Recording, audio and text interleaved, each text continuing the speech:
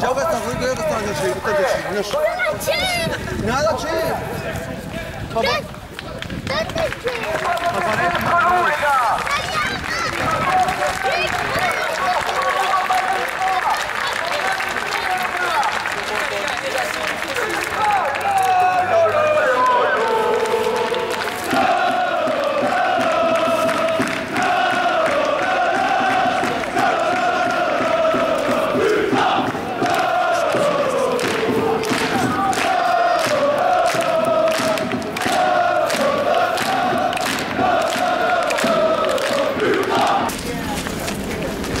c'est la triple 4, c'est pas la peine, on ne lâche pas trop bien. Oh, les met juste là, tout de suite là. Et après on ira avec Stéphano. C'est bon les gars, c'est bon, vous pouvez venir. Hein. Non. Allez les gars, applaudis les gars,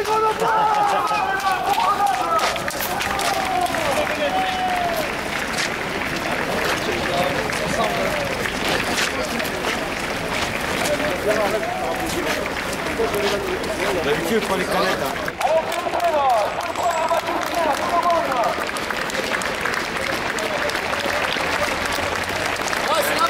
Amène-le tout de suite là. À gauche là.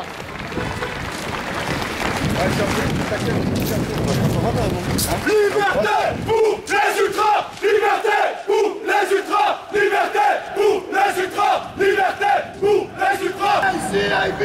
Comme ça passe là! ICIB! Comme ça passe là! ICIB! Comme ça passe là! Justice pour Castille! Justice pour Castille! Justice pour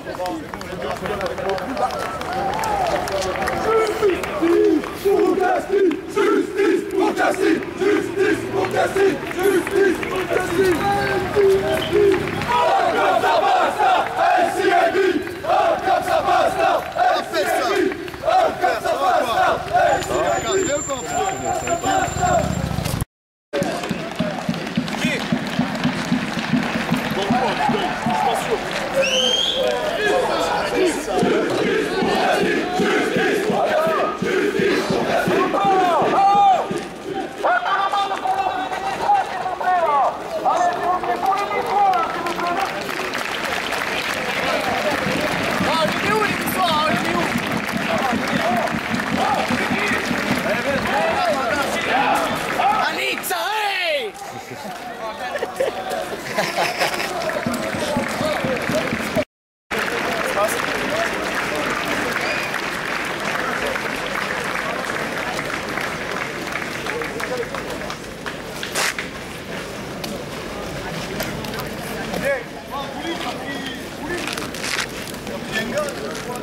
Ouais, c'est bon, il se peut. Là, il y a quoi, un mec?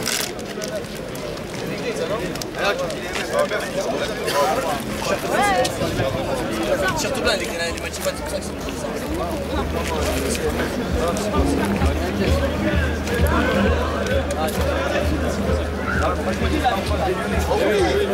Vas-y, on les met en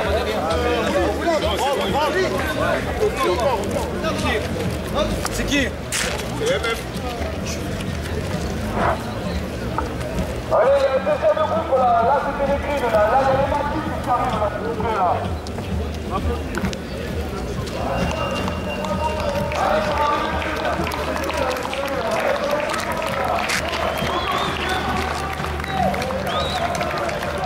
On va vous placer à peu près.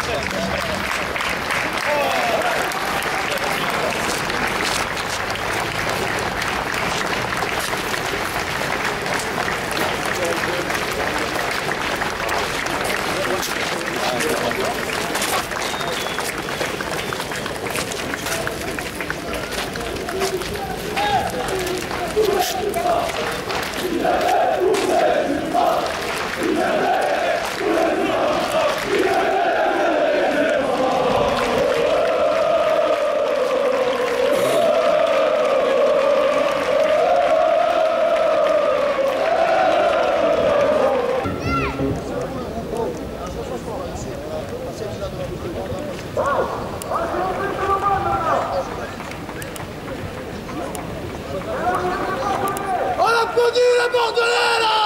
Ouais!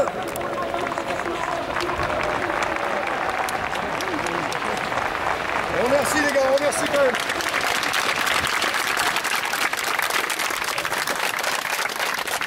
Justice pour Castille. Justice, justice pour Castille. Justice, justice pour Castille. Justice, justice pour Castille.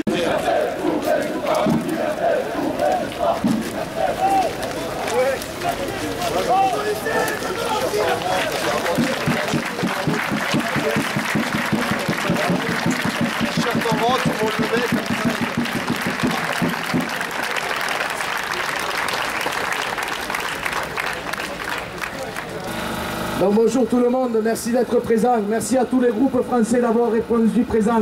Pas tous, mais pratiquement tous les groupes français. Je vous remercie. Nous allons faire une petite interview, conférence de presse, et ça ne va pas durer très longtemps. Donc nous sommes tous là réunis aujourd'hui. Nous, Ultra Montpelliérains, nous avons décidé de prendre les devants au niveau d'une manifestation nationale qui a été déjà faite par le passé, mais qui n'a pas regroupé autant de personnes.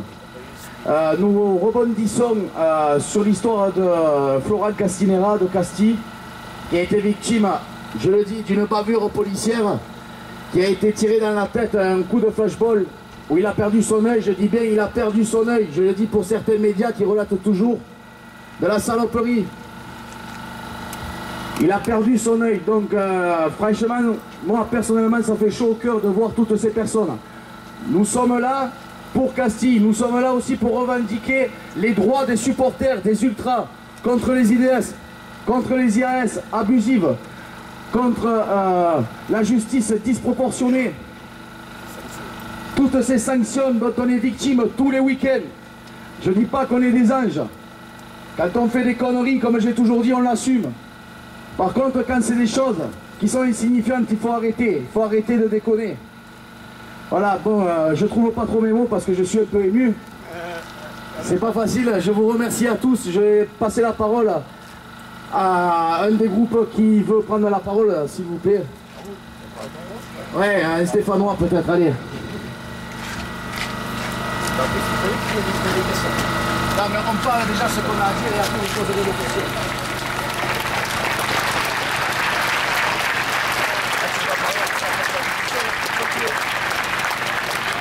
Bonjour à tous. Donc voilà, je pense que c'est bien qu'on soit tous réunis aujourd'hui pour la simple et bonne raison que ça fait trop longtemps que ça dure. Ça fait des années qu'on nous tape dessus, on ne sait pas pourquoi. On se prend des interdictions de stade dans tous les sens. Depuis que la LOPSI 2 a été votée, depuis qu'elle est arrivée, ça fait 2 ans que les interdictions de stade administratives sont là. Ça fait 2 ans que les gens ramassent pour rien. C'est-à-dire qu'il y a des gens, la présomption d'innocence n'existe plus pour nous. On est supporters, on est ultra, apparemment on n'a plus le droit en France d'avoir la présomption d'innocence. Les déplacements de supporters, c'est pareil. La LOPSI 2, apparemment, on est une catégorie de personnes qui apparemment n'a pas le droit de se déplacer librement. Pourquoi, on ne sait pas. La justice et la politique française a décidé ainsi. Aujourd'hui, voilà, on est tous réunis parce que c'est un ras-le-bol général. C'est un ras-le-bol, nous on est là, on est dans nos tribunes, on essaie d'encourager nos clubs. Comme le disait le Montpelliérain avant moi, on n'est certes pas des anges, mais on est des gens qui avons une culture populaire du football. Et on espère que les gens qui nous écoutent, notamment les médias, les politiques, se rendent compte qu'aujourd'hui, le foot doit rester un foot populaire. Parce que c'est les classes sociales qui sont là, c'est les gens qui sont ici, là, sur cette place, qui représentent le mieux de football au jour d'aujourd'hui. Et c'est pas les médias, ni Frédéric Thiriez, ni tous les gens qui nous cassent la tête à longueur d'année. Merci.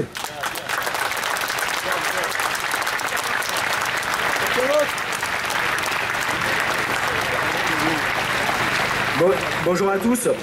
Donc là moi je vais exprimer au nom d'une ancienne association, juste un collectif parce qu'on n'existe plus, je ne vais pas rentrer dans les détails. Donc c'était Liberté pour les abonnés, parce que en fait à Paris on a été un peu le laboratoire de tout ce qui se passe. Et malheureusement si on est là aujourd'hui, c'est bien que ça s'est étendu. Je vais pas rentrer, je vais pas faire un long discours, je vais juste dire une chose. Déjà merci pour l'accueil et l'organisation, on est très content d'être là. Et en fait ce dont on parle aujourd'hui, c'est de mesures d'exception. J'ai bien de mesures d'exception, sauf qu'aujourd'hui pour les supporters de n'importe quel club, c'est plus des mesures d'exception, c'est des choses qui se passent tous les week-ends, voire plus. Et là, ce qu'on peut constater aujourd'hui, c'est que non seulement on est confronté donc à des mesures liberticides, ce que je vous ai dit, des lois d'exception, il faut vous renvoyer à des périodes sombres de l'histoire, mais qu'en plus, physiquement maintenant, on a des comportements policiers. En gros, là, on peut parler un peu d'impunité et que ces abus-là, il y a un moment, il faut que ça cesse. Et c'est aussi pour ça qu'on est là. Donc voilà, je ne vais pas faire de long discours. Vous avez pu constater ce qui se passe aujourd'hui. C'est des choses qui se passent depuis longtemps. Et voilà, et maintenant, il y a un moment où il faut qu'il y ait une grosse prise de conscience et qu'on arrête de nous stigmatiser. Parce qu'il y a une chose qui est claire, hein. On est des supporters, on est passionnés, on est des ultras, mais on est surtout des citoyens. Et là, on est des citoyens avant tout. Et on défend les droits. Et quand on défend nos droits de supporters, mais des droits de tous les citoyens. Voilà. Liberté pour les ultras! Liberté pour les ultras! Liberté pour les ultras! Liberté pour les ultras! Liberté pour les ultras!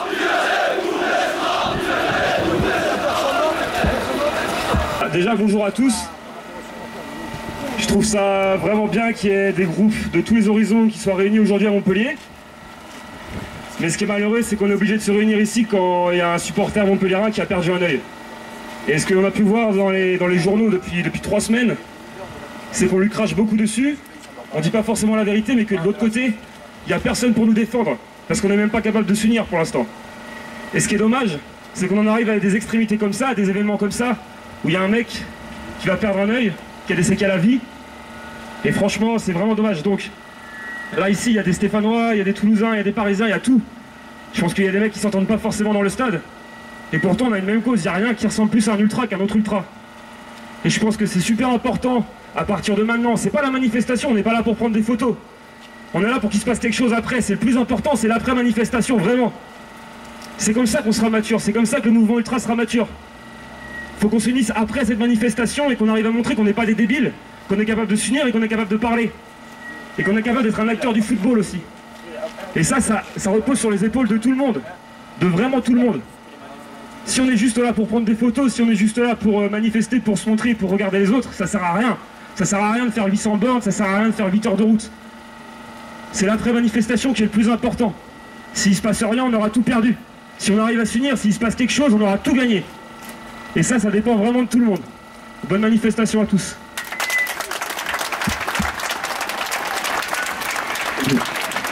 Et justement, on va rebondir là-dessus. On va rebondir là-dessus pour dire qu'il y a combien, 4 ans, à Nice a été faite une manifestation, ainsi qu'à Lens, en simultané. Donc nous, Ultra Payadais, nous lançons un appel qu'on ne mette pas 4 ans pour refaire une autre manif. Que le prochain trou qu'il y a dans le week-end, que ce soit n'importe qui, mais que ça continue. C'est comme ça qu'on aura une visibilité. Et c'est comme ça que le combat il se fait. C'est sur la durée. Si on fait ça et que dans 4 ans, il ne se passe rien, ça va servir à que dalle. Alors, les Niçois l'ont fait, les Lensois l'ont fait, nous le faisons. Tout le monde peut le faire. La cause est plus noble que tout le reste.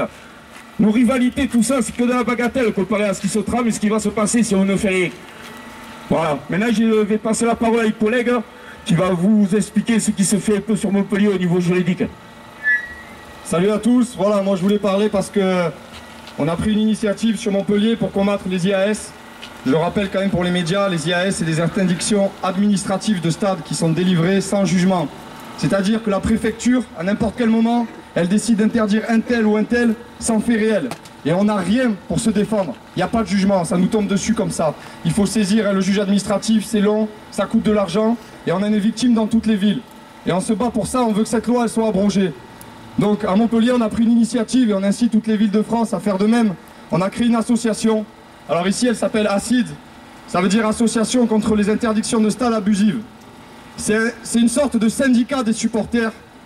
Chacun, à Montpellier, ça se passe comme ça, chacun met 50 €. Ok, à partir du moment où il a mis sa cotisation, il est membre de cette association, il est défendu par cette association. S'il est victime dans la saison d'une IAS, à chaque fois on saisit le juge administratif, on a un avocat qui nous épaule. Et l'argent qu'on gagne par les cotisations, par des ventes de t-shirts, etc., il sert à payer les frais d'avocat. Voilà. Et on va systématiquement attaquer toutes les interdictions de stade administratives. Voilà. Moi par exemple, sur le dernier mois, il y a eu 3 interdictions administratives de stade qui ont sauté. Ok, il y a 2 armatas qui ont été victimes d'une interdiction de stade pour un fait de violence à Caen, alors qu'ils n'étaient pas là, ils n'étaient même pas au déplacement. Ok, donc là on a pu le prouver parce que c'est un cas vraiment, vraiment abusif, mais il y a plein d'autres cas où c'est abusif, c'est plus dur à prouver. Voilà, donc on a été 3 sur le dernier mois, à gagner notre jugement. Mais on sait que c'est pas fini, on sait qu'ils nous attendent au tournant, on sait qu'ils vont nous refaire d'autres choses. Donc il y a aussi le défenseur des droits. Il y a une association qui maintenant va veiller sur ça et veiller à ce que les personnes qui ont gagné leur procès ne soient pas victimes de représailles policières. Voilà, donc on encourage tout le monde à faire comme nous. Et franchement, merci à tous d'être venus, ça fait plaisir. Et longue vie aux ultras, les gars, longue vie aux ultras.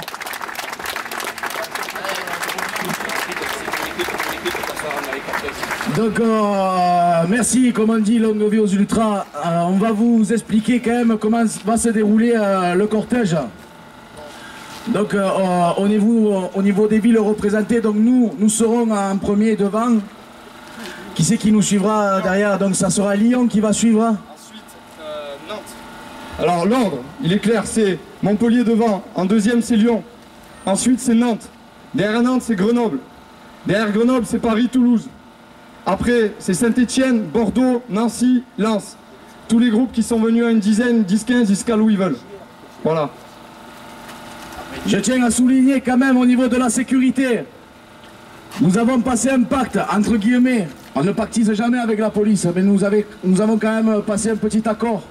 C'est-à-dire que toutes les personnes qui vont faire n'importe quoi ce soir, qui auront trop bu malgré que l'alcool était interdit, qui vont insulter, faire n'importe quoi, on ne les protégera pas. Si la police doit intervenir, ils seront pris par la police, que ça soit bien clair. Sinon, ils ont ordre d'attaquer. Ça va finir en pugilat, messieurs, dames. Si les gens ne se taisent pas, ça va finir à la merde. S'il vous plaît, surtout les Montpelliérains, fermez vos gueules, quand même. Je veux que ça se passe bien. C'est une vitrine ce soir. C'est une vitrine pour le mouvement ultra. Si ce soir ça se passe bien, ils nous prendront vraiment au sérieux. Nous sommes des grands garçons. Nous avons atteint la maturité. Nous pouvons nous tenir. Même si on ne passera pas nos vacances ensemble, nous nous tiendrons ce soir, tous ensemble, pour la vérité, pour Castille, pour la liberté des ultras. Nous sommes des ultras, messieurs. Nous sommes des ultras, on est fiers de l'être.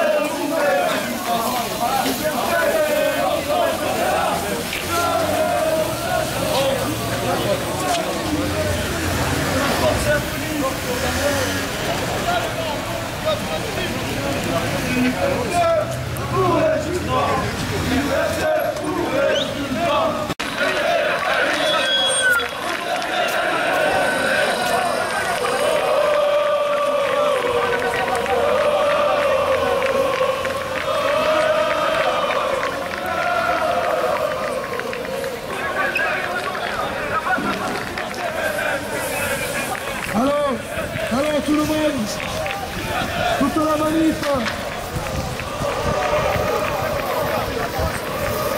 Alors toute la manif, j'attire l'attention de tout le monde. Déjà, merci à tout le monde, ça s'est super bien passé. On a prouvé qu'on n'était pas des Mongols les gars. C'est beau ce qu'on a fait, c'est grand. Nous avons écrit l'histoire aujourd'hui.